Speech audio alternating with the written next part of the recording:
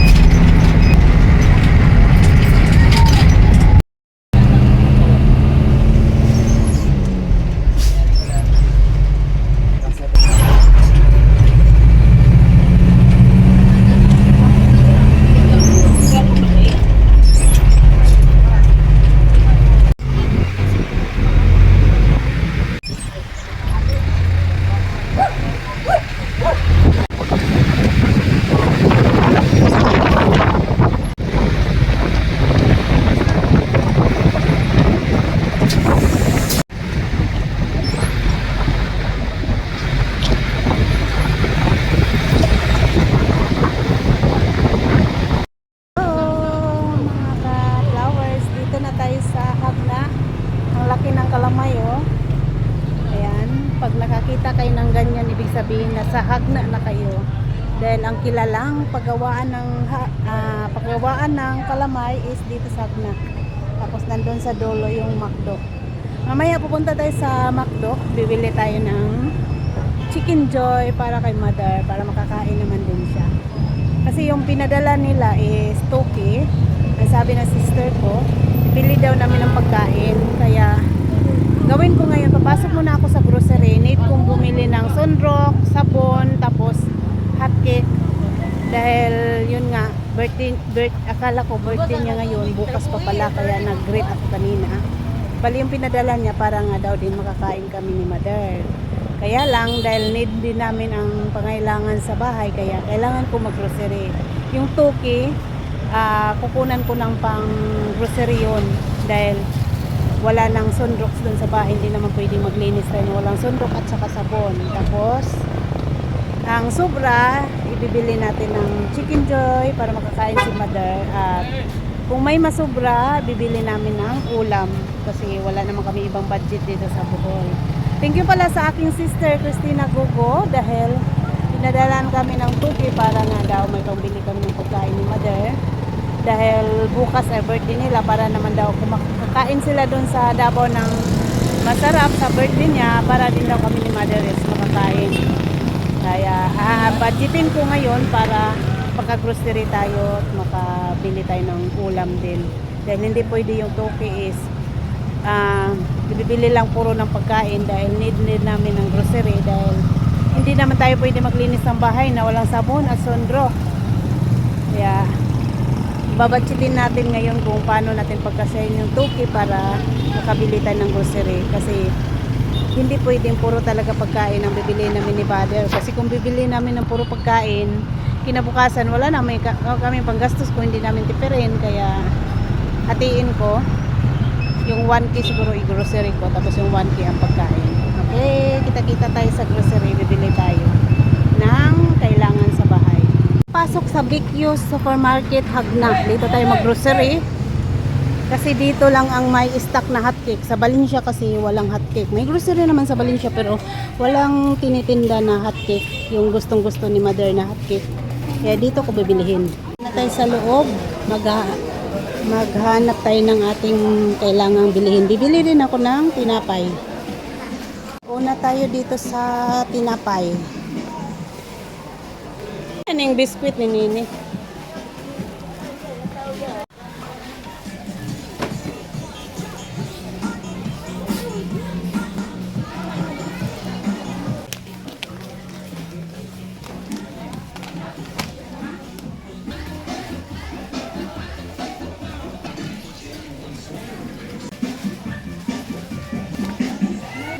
Wala dako yun. Ay, tora.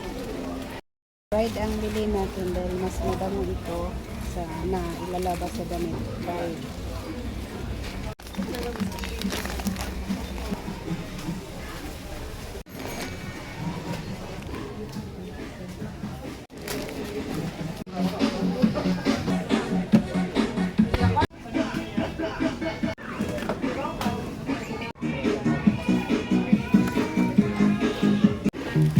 Pwede peraso ini, no? Okay.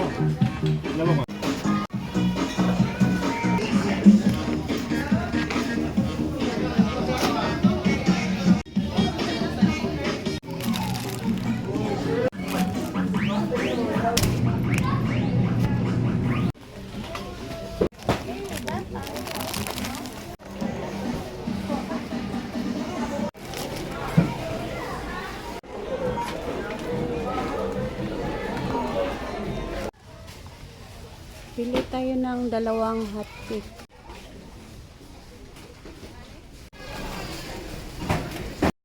Pili tayo sa senior citizen para may discount tayo. Dala ko yung ID ni Mother at saka authorized para may discount ang ating grocery. Ayun.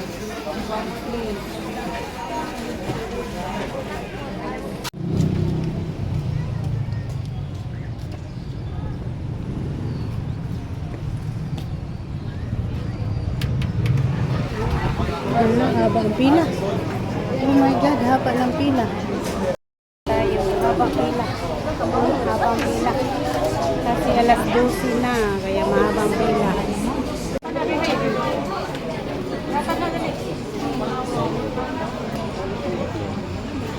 Ang 2-piece chicken.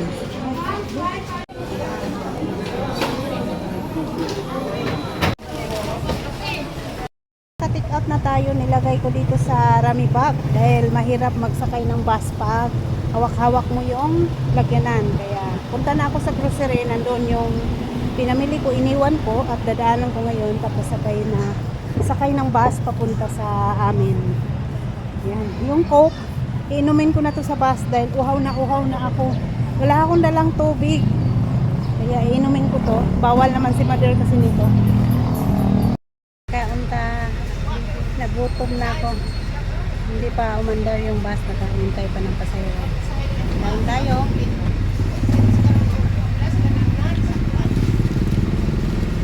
Nauhaw na ako at nagutom. French fries lang kainin ko, yung burger sa bahay na yun. Dalawang burger kasi binili ko kay Mother Isa.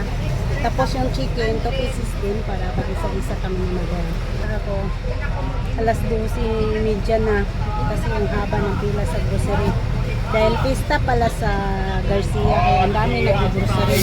Tapos itong bus, tagahintay pa ng pasahero, kaya hindi pa tayo pakaalis agad nito. Kain po tayo.